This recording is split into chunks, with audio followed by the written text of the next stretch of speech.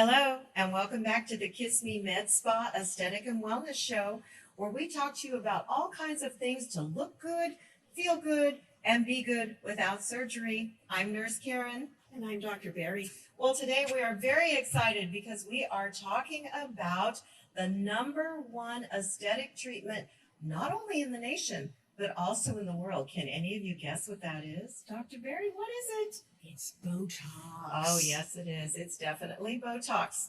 Okay, so today our show is going to be all about Botox. We're going to give you a lot of information about it. And of course, if you want more information or you want to see us for a consultation, give us a call at the office at 559-838-0500 for anything we don't cover today. All right, so first of all, Dr. Berry, why don't we tell our viewers what is Botox?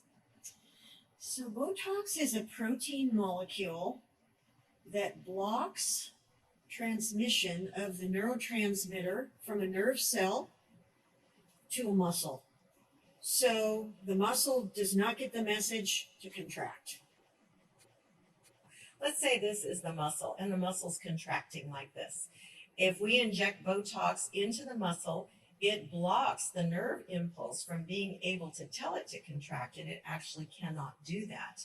And it is temporary, though, it is not permanent. But that's how it works. It's really that simple. So, Dr. Berry, tell us a little bit about if all of these type products, Botox is the name brand that everybody knows, but there are competitors in our office. We use Dysport as well. So, tell us if all of these types of products are the same. They are not exactly the same. They are all slightly different molecules, but they work similarly. They're like different types of oranges. You can't say they're all identical, but they're not, they work the same. Yeah. So one thing I know about Botox is Botox has one size molecule in it. It's a very large molecule.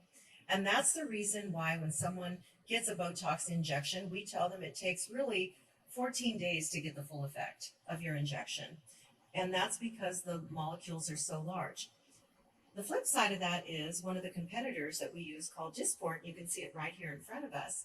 Dysport has 3 different size molecules in it. It has a small one, a medium one, and a large one. So for some people, they think that Dysport might kick in a little quicker because of the smaller and the medium size molecules, but then the large molecules that are in the product take the full 14 days to take effect as well.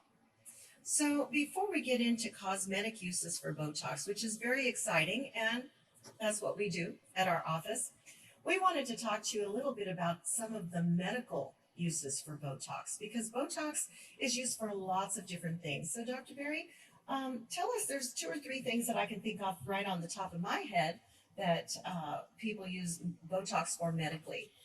So I think 2 of the biggest ones are for migraine.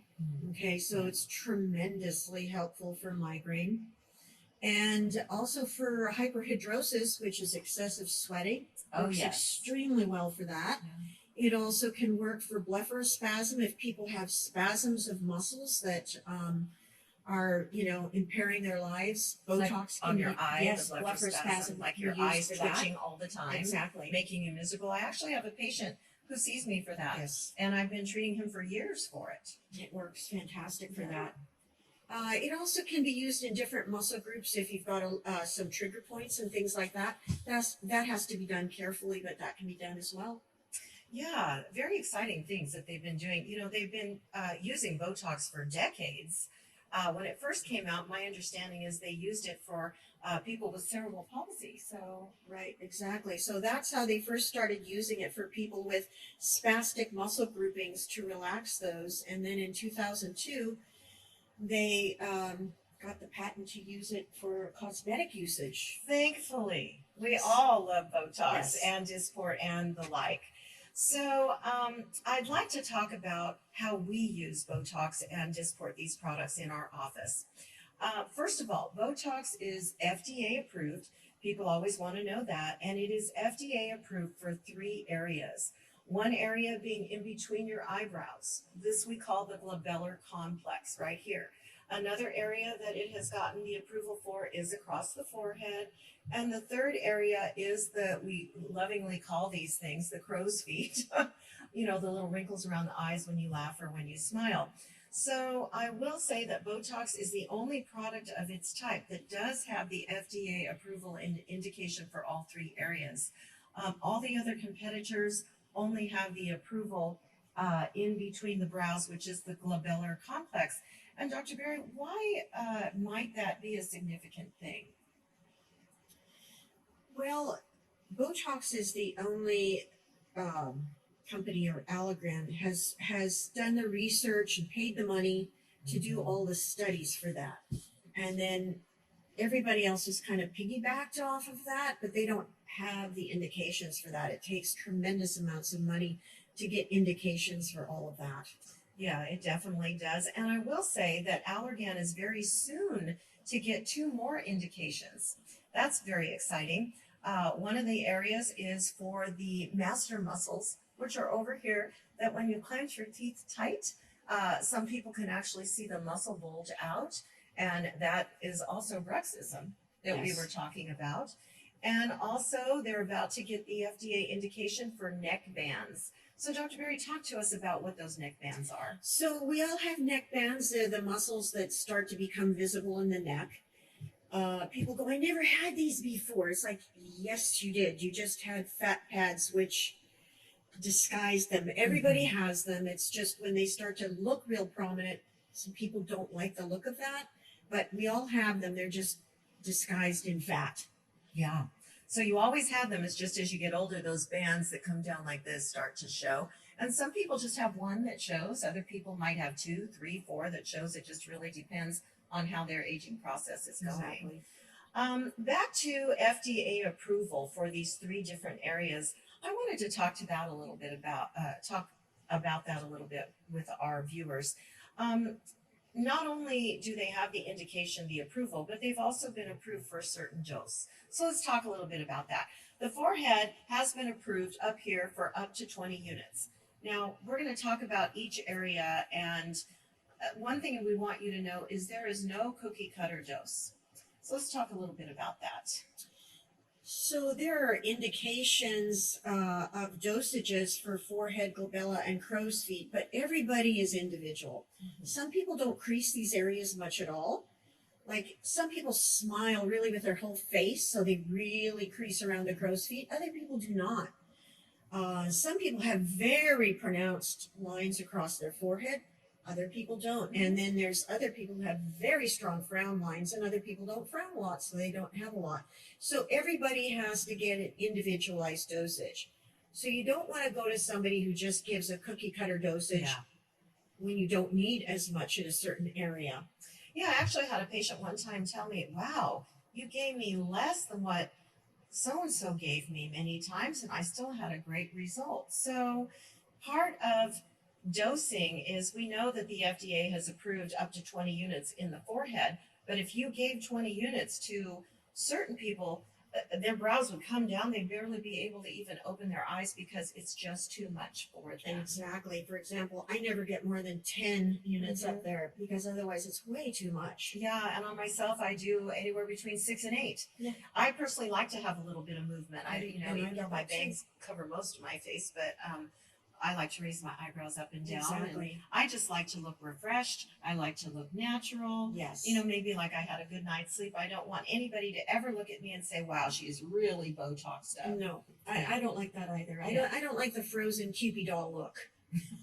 No, I don't either. No. So then in between the brows, 20 units is what the FDA approval has been. And I think that is an average dose. Some younger people are going to take a lot less, maybe 12 units in that area, but it's also a conservative dose. A lot of our patients we see are getting more than that. And let's talk a little bit about men. So many times people talk about women, but let's talk a little bit about men and how we would dose men. So we actually have a lot of men who come in as well because, a lot of men are in the public eye or on television or in front of their corporations, and they don't want to look all wrinkled and they don't want to look angry. And as you get older, these wrinkles start to really become fixed, almost like they're ironed in. And they don't want to look angry when they're in front of their employees. So, what we do is dose them appropriately for their muscle strength. And men do require a lot more units than women do because they're stronger. Yeah. Most men need about at least 30 units, though. I need 30 units because I just frown a lot. I find that there's a lot to frown about in life. Yes, these days there is a lot to frown about. Okay, so let's move on to the crow's feet. So the FDA indication is 24 units split between two sides, which could be 12 and 12. Oftentimes, I think an average dose I'll do is between 8 and 10.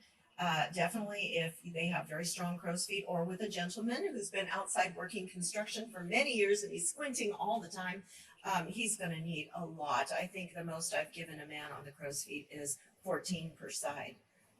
Right. I don't like to overdo it there because you can get a really surprised clown look, and I don't like that look. Yeah. No. No, and sometimes too, if you do too much along this area, the crow's feet, when people smile, they get this unnatural lateral pull. Yes. So you want to be very careful about that. And that is not just because of the dose, is it? It's Right. also has to do with the technique of how deep it was, how shallow it was. And we'll be talking about that, as we go on. Yes. So why would somebody want to treat themselves with Botox? We know a lot of people do it. I'll get that question, well, why do you do it? Well, first of all, a lot of people do not want to be considered aging. Right. There are career people, men and women alike, that they don't want to look like they're aging because, believe it or not, there is a stigma out there with many people that if you have wrinkles, you're old. And if you're old, maybe you don't have as much value. Sometimes younger people think, well, I just got out of college, I know more than you do, but there is no substitute for life experiences. So that's why a lot of working executives will get these procedures done because they still want to look young and vibrant because that's how they feel inside. Exactly. Yeah, and they want to be accepted for, who they are and their experience. There is, as we just keep saying this over and over in all of our shows, that there is really no substitute for experience. Exactly. So we like a look where you just look like you had a vacation. And You want to look nice and rested. refreshed and still be able to move the muscles. You don't want to look frozen and strange. No. You just want to look somewhat relaxed. So Yeah. we don't freeze all the muscles. It's just a general refreshing and relaxing. Yes, definitely relaxing.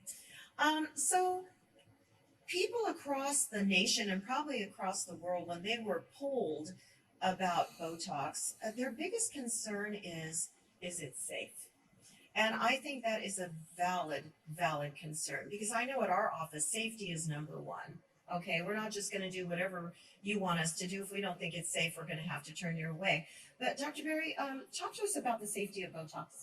So people hear the word botulinum toxin, and of course they think of botulism. And yes, this molecule is made from the bacteria that it is botulinum toxin. However, the amounts that we use on a person is about 1,000 times less than what would create toxic botulism. Wow. 1,000 times less. I don't think I've ever actually heard that. And I think that is such a significant information for people to know. Right. That because a lot of people are afraid of toxins, and there's a big move towards holistic wellness and Right. I want to detox my body, or even this work environment is so toxic. People are throwing around the word Right. toxic and Right. toxin all the time. Exactly. So that's what you have to realize. You're not going to get sick from the Botox because it's 1,000 times less than what would make you sick. Just like, if you get stung by one mosquito, you're not going to get sick from it. If you got bit by 1,000 mosquitoes at once, you might get a little sick from that, but it's sort of that concept. Yeah. Okay. So with though the FDA indications that we talked about as well. You know, Allergan has gone through rigorous testing to get these approvals for all of these different areas. And like we said, with the masseter and the neck bands coming too, we know that this product is very safe if it is put in the hands of an experienced provider, an experienced injector who knows how to use it, Yes. right? So let's address the proper use of Botox. All right, so some things to consider as a provider, which also should matter to the consumer as well. First of all, when someone comes into the office, first thing we want to think about is, what are we trying to accomplish? You know, what do we think would look good? What does our patient think that they want? What do they think looks good? And we have that conversation. As we said before, we do like a natural look. We know how to do a frozen plastic look, but you know, that isn't our favorite look. So we do have that conversation. So once we figure out what the client or the patient is looking to get done for their result, we're then going to sit and calculate, how are we going to dose it? We were talking about how the FDA has given up to so many units on the forehead, up to 20 units. But if we have someone who has a very short little forehead, like we said, if we give you 20 units, your brows are going to descend way down and you are not going to like that. Right. That is something nobody likes and nobody wants to have. So, you know, how are we going to dose it? So you have to be experienced because you have to have the patient animate all these different areas. And we're experienced to where as you're animating, we're counting up exactly what we need per forehead, per glabella, and crow's feet. We just, knock it out like that. It's not a cookie cutter. It's an individualized dosing regimen. Yes, Specifically definitely. for you. Definitely. And we are taking into account what kind of finished look the person wants. Exactly. That's very important. Another thing as a provider that we think about is, do we know where to put it to get the result that we're looking for? And that comes just with experience. That comes with experience because in certain areas you want to inject superficially. Mhm. Other areas you have to go deeper. Do it. Exactly. It takes years, really. I hate to say it. It takes years to get very proficient at this and to get consistent, good results. Absolutely. And, the public doesn't know, Dr. Berry, when they No. make an appointment somewhere. They have no idea, if they've got a brand newbie that just went to the course over the weekend, or if they have someone who's been injecting for 10, 15, 20 years. Exactly. So another thing to consider is, how are we going to mix it? The companies all have their standardized mixing ratios. So just so you are clear how Botox comes and how Dysport comes, these are the little bottles I brought for you today to see. They're two different size bottles, definitely not an interchangeable dosing at all. So you have to understand that. But both of them come in Botox comes in a freeze-dried powder, which is all stuck to the bottom of the vial, whereas Dysport has just some loose powder in there. And it is up to the provider, the injector, to mix a diluent, saline, in there, something watery, so that we can actually pull it up into the syringe and inject it. Well, the manufacturers have their suggested mixing ratio, but in the real world, out in the office every day, we don't always follow those mixing suggestions because, case in point, let's say on the forehead, you have a large forehead here. You want to get a lot of spread here so that you can get all of this frontalis muscle so that you don't get weird areas moving and other areas not moving, and maybe one eyebrow going like this and one is coming down. So we want a good amount of spread in an area like that. But let's go to the lower face, which is not FDA approved, but injectors inject this area all the time.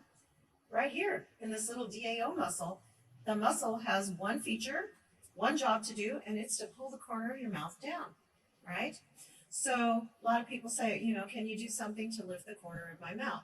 Well, it's a tiny little muscle right there, and we don't want a lot of spread because of the anatomy. So Dr. Berry's going to explain that a little bit about what is this anatomy down here that can give this crooked smile. Yes, exactly. So there are some muscles that are going to lift up, and then there are others that are going to pull down. And there's a point where they cross over. Yeah. Now, if you hit the wrong one, it's not going to be good. You're going to either have area that's going up, or you're going to have one that's going way down, and that's not good.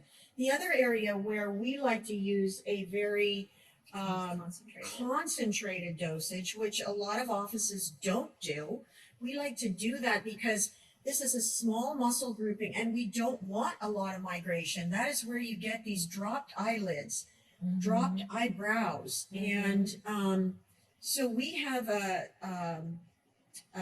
dosage that we've been trained in to really prevent that and get a much better result in that area. Not everybody's trained in that.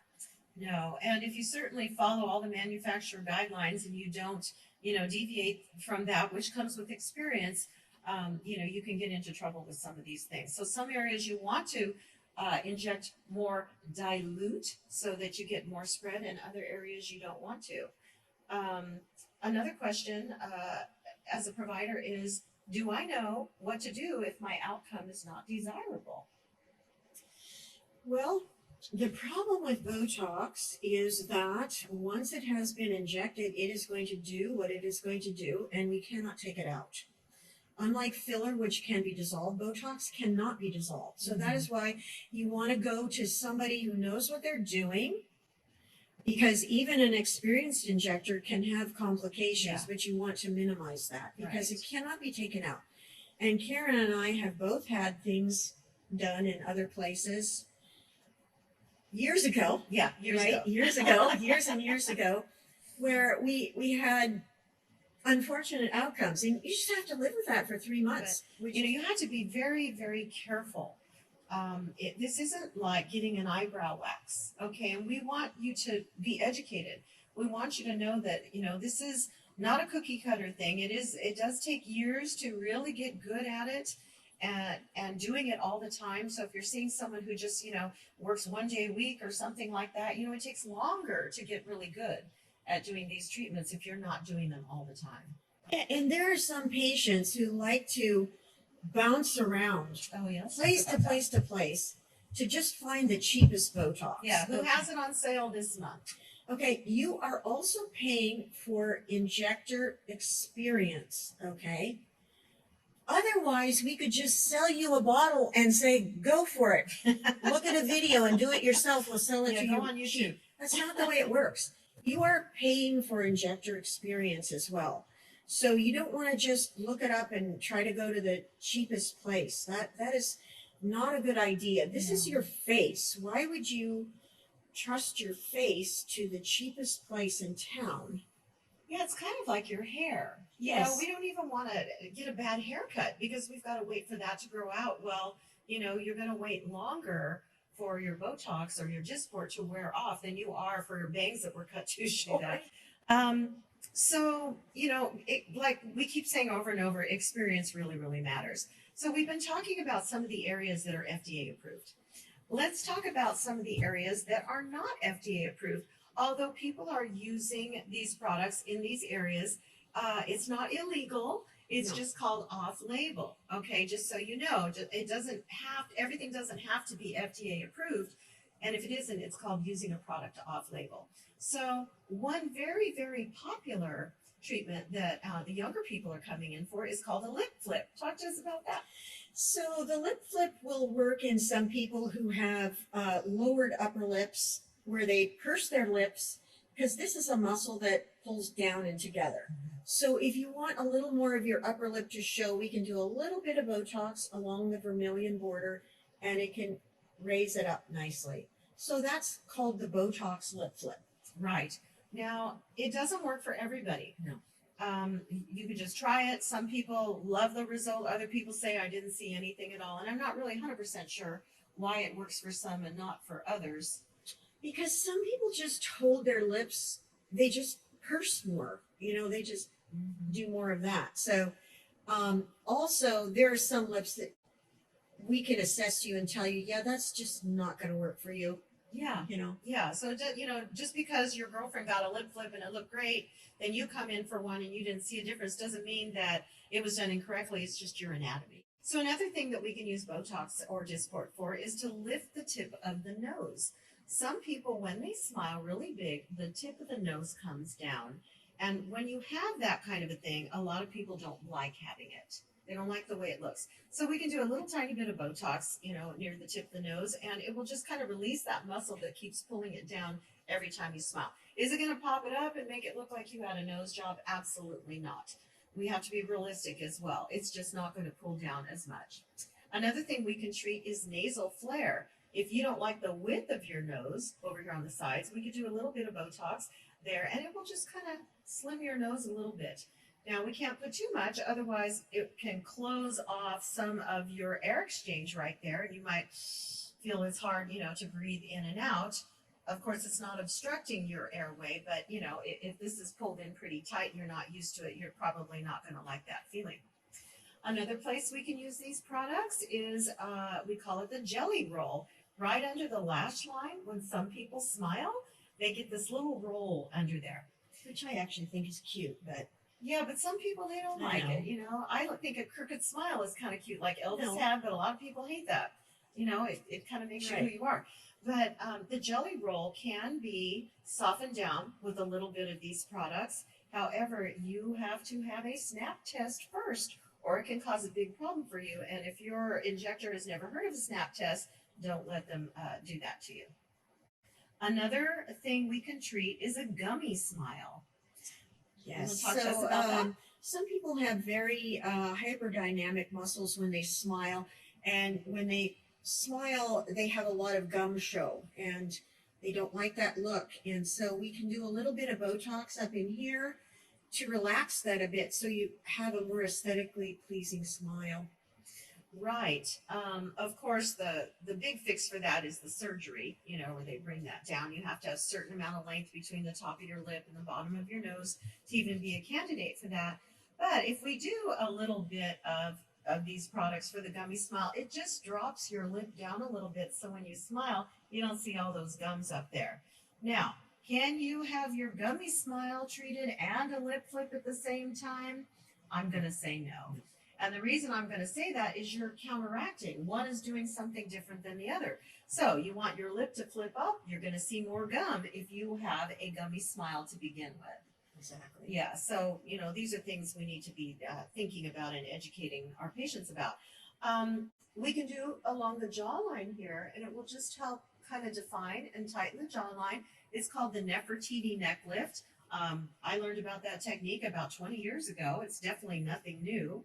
Um, and they've named it after the Queen Nefertiti, who's known for her nice jaw and her long neck. So that's where that comes from. We can treat lipstick lines. Sometimes as you get a little older, you get the lines around your mouth and you put your lipstick on and the lipstick bleeds up into that area. We can treat that a little bit too, but by the time you have that, we probably are looking at doing some collagen stimulation therapy because you have pursed your lips so many millions of times. Either, some people even have a nervous tick. I know somebody who actually does that. She does this all the time. Yeah. And it's making, those deep lines in there. So anytime you purse your lips, you're exercising that muscle. And it's no different than picking up a barbell, and doing these bicep curls. You're doing the same thing. You are really strengthening that muscle, and then you're damaging the collagen from making it contract over and over again. And then another thing that I like to use these products for is actually one of my very favorites. It's called microtox. Now, you might see microtox on social media. Some people that are promoting it out there haven't actually gone and paid for the training and the certification. You sign a paper saying, I won't teach anybody else how to do this. It is a little bit complicated. It is a very shallow, superficial injection of these products. And the way it works is basically like shrink wrap. So let's say on your neck, you've got a lot of crepey skin. By the time you're done with the treatment, it just pulls it tight temporarily, very nicely, until it wears off. And microtox is not injected into the muscle, so it is not going to work as long as regular cosmetic Botox. But it's a beautiful little treatment to enhance what other neck therapies that you are doing. So these are just a few of the areas that people are using these products for. And in fact, I took a class not too long ago, and it was over 30 obscure uses for these type of products. I mean, they're using them for plantar fasciitis. They're using them to slim the shoulders. And So there are two other usages, and one is FDA approved, and that is for migraine, and it works fantastic. for that. It really takes the edge off of migraine. I think it's a fantastic treatment. Now, you do have to be trained in that. Yeah. So that requires special training to know exactly where to place it for migraine, but it can be extremely helpful for that. And the other one is hyperhidrosis, which is a fantastic treatment. Yeah, so talk to us about how you treat for that and what that is and how long it lasts and why people do it. So hyperhidrosis is excessive sweating, and we mainly use it for the axillary underarm areas. Now, this is a very genetic thing. Some people just inherit the propensity to sweat too much, and this can be a very disabling condition for people. And Botox works fantastic for that. And it works great for people who are dancers, people who are in the public eye. You know, we all tend to sweat more when we're in public. And also, if you're a dancer and you're wearing beautiful dresses, you don't want to sweat into those dresses. Plus, it doesn't look good when you're dancing. So it works beautifully for that. It does require 50 units per side, but it can really dampen that down, and it should last at least 6 months. And it is just a wonderful treatment. Yeah, I've even heard that they're doing Botox in the scalp for people who go to the gym all the time and work out, but maybe have bleached hair, fragile hair, don't want to wash their hair every day. It will cut the sweating down in the scalp as well. Yes, and also some people when they're nervous, you know how they just tend to drip sweat. Yeah. Well, it can really change their lives. It's really nice for that as well. Yeah, definitely. So let's talk price. Everybody always wants to know. So these products are priced in most cases by the unit. Now, some offices, I haven't heard of any in a long time, they will price your treatment based on the area. I don't like that because let's say my forehead takes 6 or 8 units and her forehead takes 20. You're going to charge me the same price that you're Right. charging her, but I'm Yeah. getting a lot less. So I think that, charging by the area has kind of fallen out of No, I favor. think that's not a good idea. No, I think most of the public is savvy, wanting to know how much it is per unit. They realize that they get units. And so typical prices are anywhere from $12 a unit to $15 a unit here in our area. And there are also rewards programs that these two companies put out so that you can actually sign up to get points. And those points turn into coupons. So every time you get any of their products done, they'll give you points. Those turn into coupons for the next time.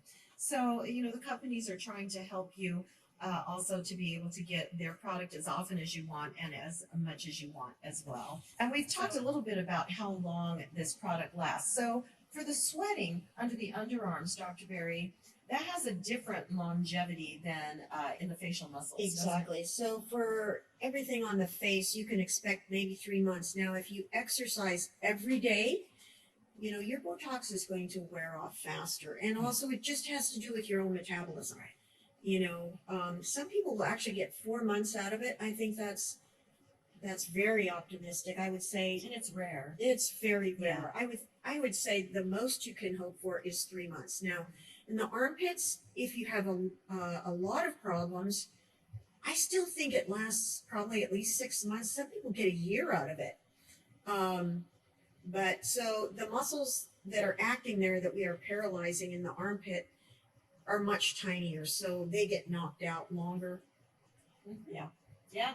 A lot of people come in for the underarm sweating like in March or April, and it gets them all through the spring and the summer, and then by the autumn and the winter, they don't care as much. So we see a Right. lot of people coming in for this once a year, unless they're out in the public speaking, Yes. dancing, doing all these different things, then they'll come usually Yes, twice and a year. also that is hereditary as well. If you have a lot of problems with it, you probably will need it more frequently. Yeah. So we've given you a lot of information about these neuromodulators, neurotoxins, Botox, Dysport. We would love to see you if you would like to come in and talk about what we can do for you with these products. So if you'd like to see us for a consultation, just give us a call at 559-838-0500. And we look forward to seeing you next time. We will bring you more information on how to look good, feel good, and be good without surgery. See you next time. Bye-bye. Bye.